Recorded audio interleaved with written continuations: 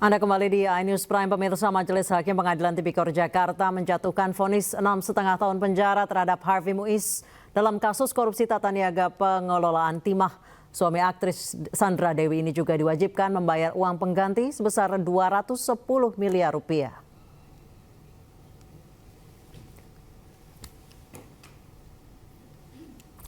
Dalam amar putusannya, Majelis Hakim menyatakan Harvey Muiz terbukti bersalah melakukan tindak pidana korupsi dan pencucian uang dan menjatuhkan vonis hukuman 6,5 tahun penjara.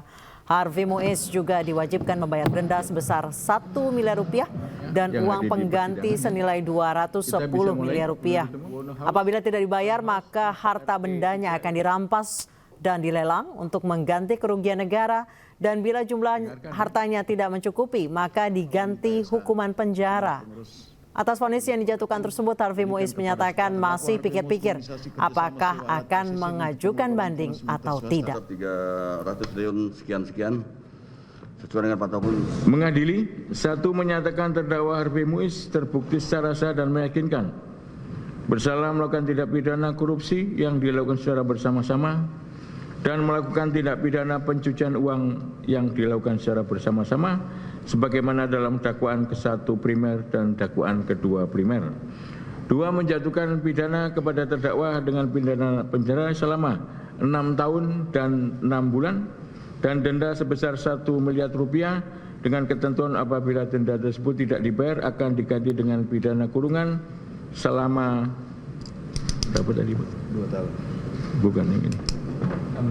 Ya, 6 ya. Selama 6 bulan.